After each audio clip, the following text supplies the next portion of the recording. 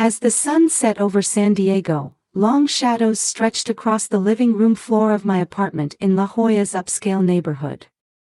My 6-year-old son Aiden snuggled close to my lap, holding his homework worksheet. His soft black hair gleamed in the orange sunlight. "Mom, this problem is hard," Aiden's voice made me look up from my accounting ledger.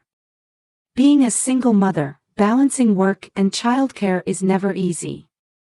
But I fight every day to protect this precious life.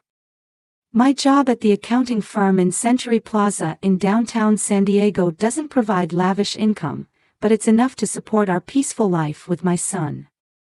6 years ago, after losing my parents in a car accident, I also became responsible for my sister Caroline's living expenses. I was 23 then, and Caroline was still a student. I can remember those days like yesterday, working desperately as an accountant to manage her college tuition. Those days of working part-time at Phil's barbecue while handling accounting work late into the night. Even after having Aiden, I increased my online work to somehow manage both. Caroline always seemed to look at my efforts with something like contempt. "Don't worry. Mom will help you," I gently stroked Aiden's head as I looked at the math problem. La Jolla Elementary School's educational standards are high, and Aiden sometimes struggles. But I felt proud of his genuine effort. Our peaceful evening was suddenly interrupted by a phone ring. "Jennifer. I have wonderful news." Caroline's excited voice echoed through the phone. After graduation, my sister blossomed as a trader at an investment bank in Wells Fargo Plaza, growing into a talented trader earning over $1 million annually. Michael proposed. He's an executive at an IT startup. He lives in a world you couldn't even imagine. Caroline's voice carried its usual arrogance. She had changed rapidly after finding success. She bought a luxury condo in La Jolla, drove the latest Tesla model. On weekends, she enjoyed elegant brunches at George's at the Cove, uploading it all to social media. And she began looking at our modest lifestyle with obvious disdain. "The wedding will be $1 million scale. We'll have the finest hospitality at the lodge at Torrey Pines. Media will be there. Of course, I want you to come too. I want to show you my success." On the other end of the receiver, Caroline laughed meaningfully. In her voice, I sensed something ominous. Behind her glamorous success, I couldn't shake the feeling that my sister was losing something. 7 a.m. arrivals, trading until late night, fierce competition between teams. That lifestyle seemed to be slowly consuming her. Aiden looked up at me with worried eyes. Perhaps he instinctively sensed the danger on the other end of this call.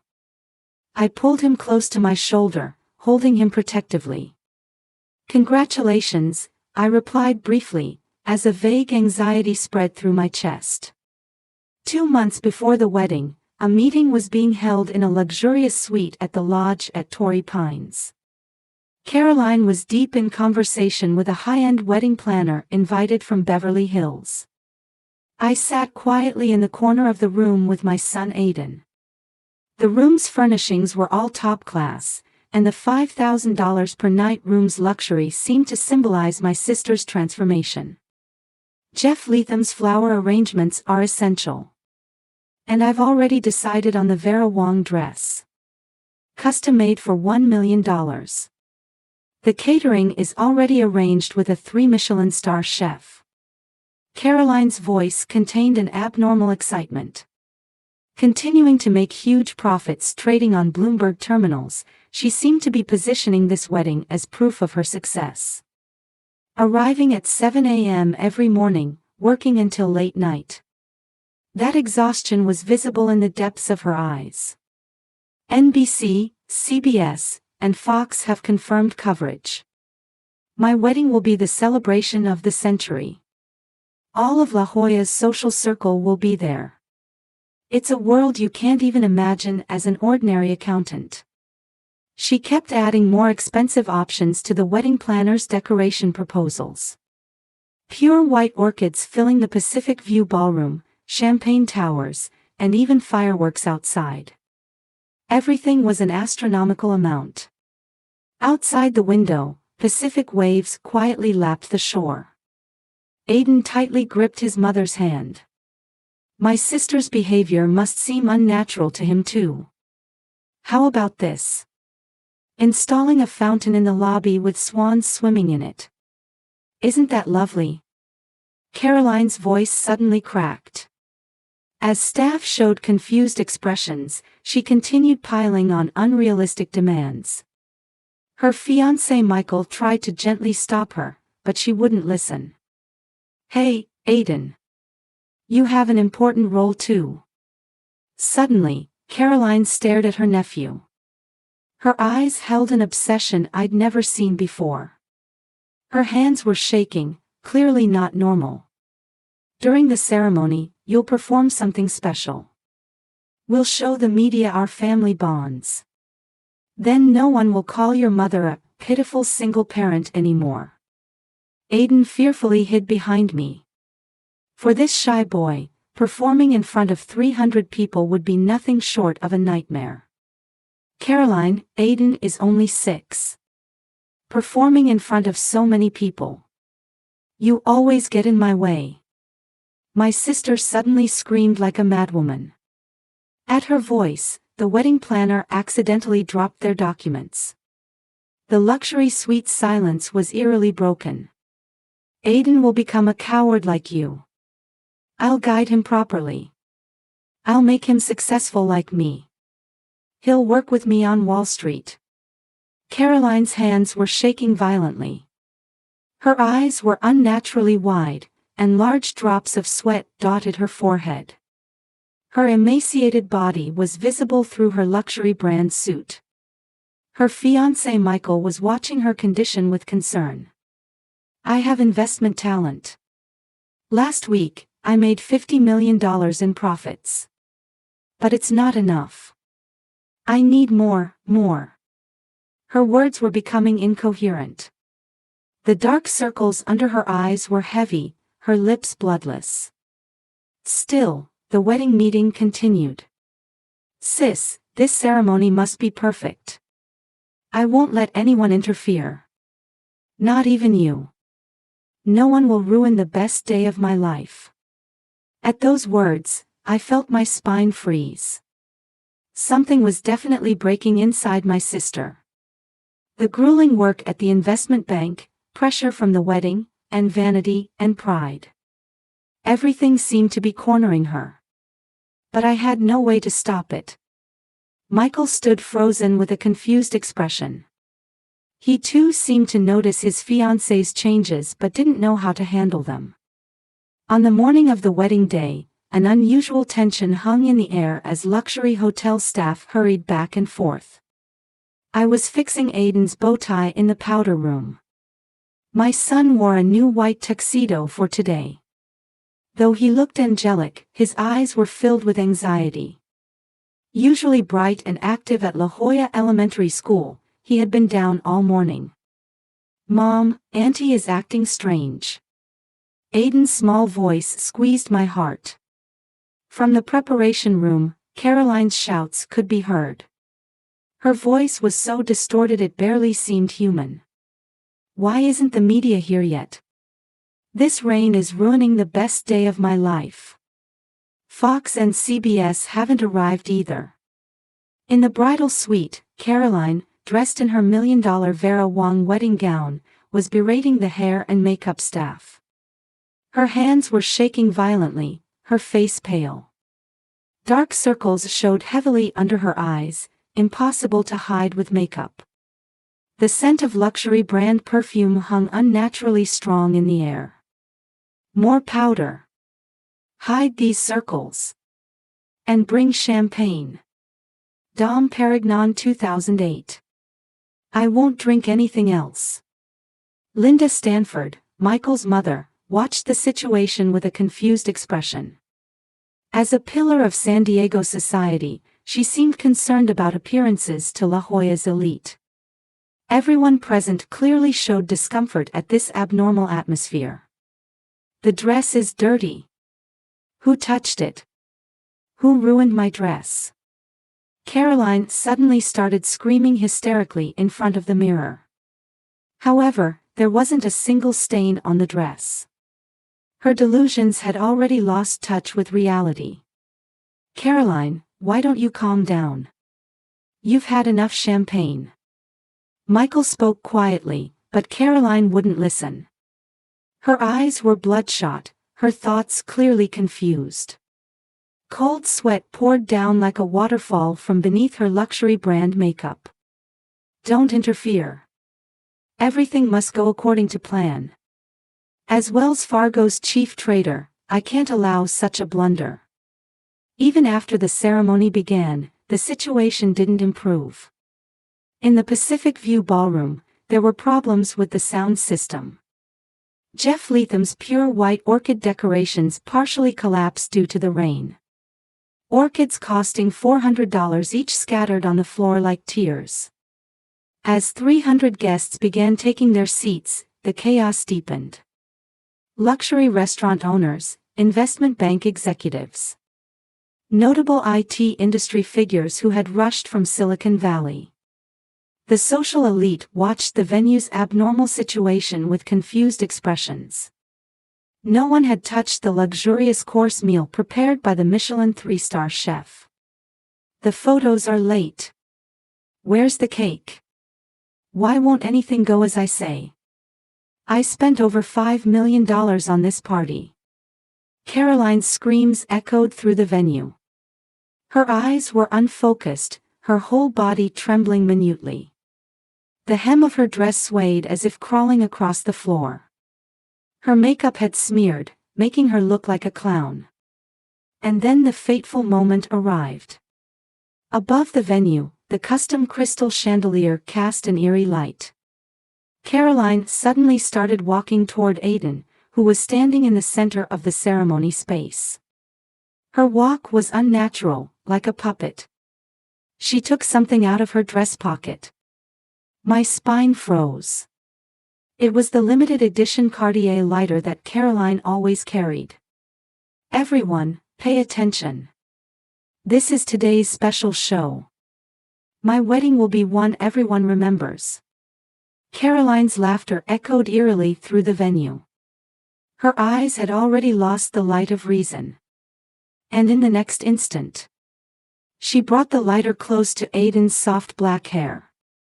Before my scream could ring out, blue flames caught my son's hair. The smell of burnt hair spread through the venue. Aiden ran behind me, crying and screaming. The venue descended into pandemonium. Women in luxury dresses screamed, men began making emergency calls on their phones. Guests stood up one after another. Some fainted. The flashes from NBC, CBS, and Fox cameramen eerily illuminated the panicked venue. By tomorrow morning, this tragedy would be reported in national news. Among it all, only Caroline was smiling. Her expression held an angelic serenity. It was beyond sanity. It became a perfect wedding. "Now no one will forget me. Sis, I finally got attention." Her eyes no longer reflected reality. Michael stood dumbfounded, Linda was sobbing. As luxury hotel staff rushed about in confusion, the venue fell into complete chaos. I held Aiden tightly, crying at the smell of his burnt hair. My son's small body trembled with fear. The next morning, I was watching the news at home in La Jolla.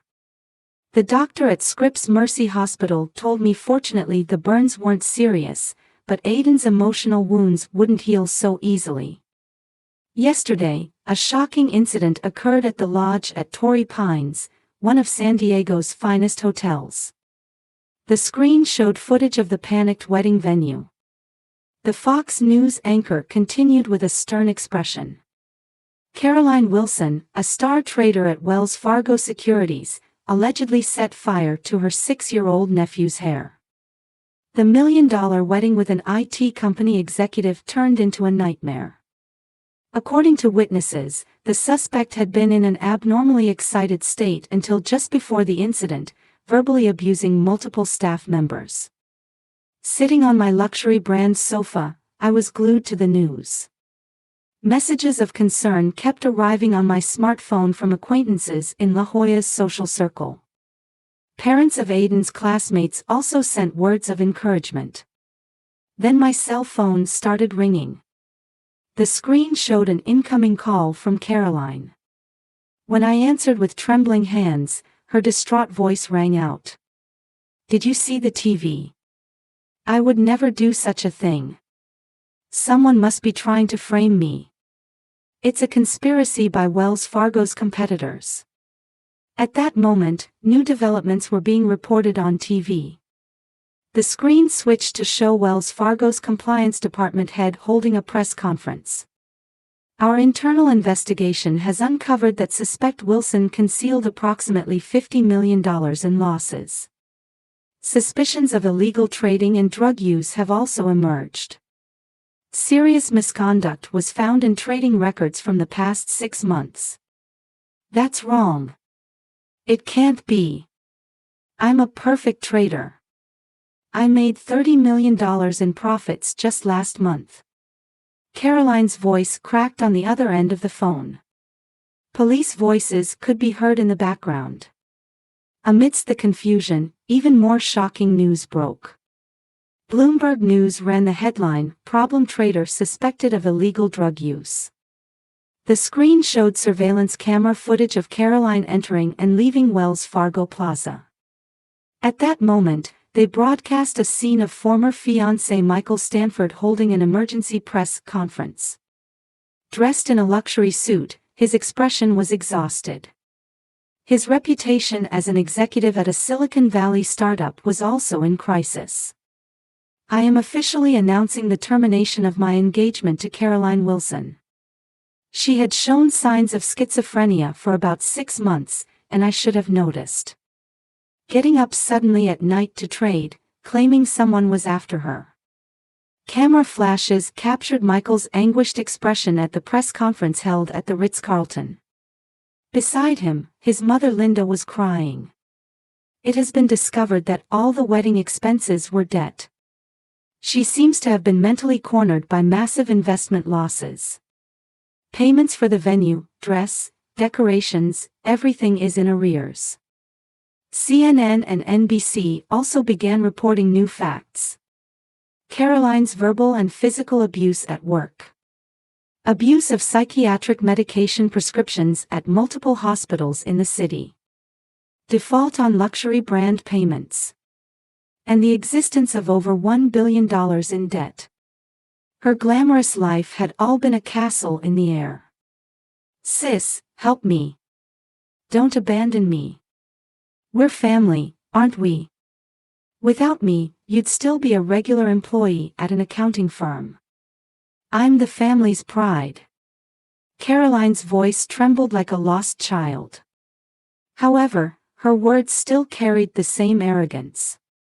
On the other end of the phone, police officers' voices drew closer. "Ms. Wilson, please cooperate with voluntary questioning. The drug test results are in." "Lies. All lies. I'm successful. I'm living a perfect life. This white powder is just cold medicine." Her screams suddenly cut off. She must have been taken into police custody. I later learned that large amounts of cocaine were found in her home. That evening, Wells Fargo held an emergency press conference. As a NYSE-listed company, they needed to fulfill their accountability promptly. They announced Caroline's immediate dismissal, taking responsibility for the massive losses and illegal trading. In La Jolla's social circle, her existence was erased overnight.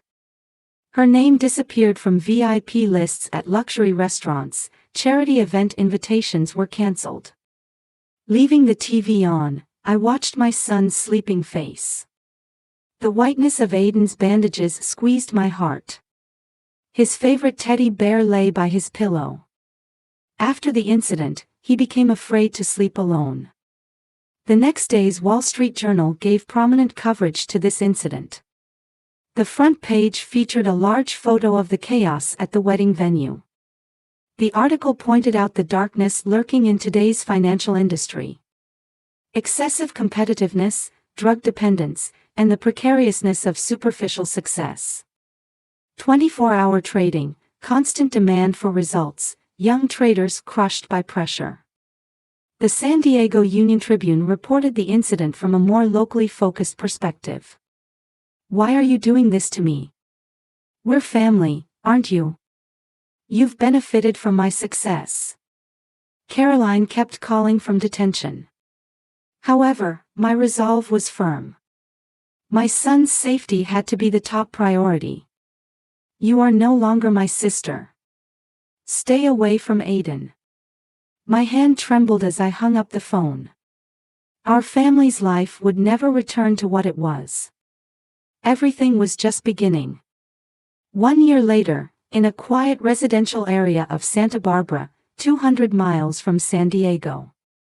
In our new city, we were gradually regaining our daily life. Aiden had transferred to a local elementary school and was making new friends. "Mom, look. I got 100 on my math test."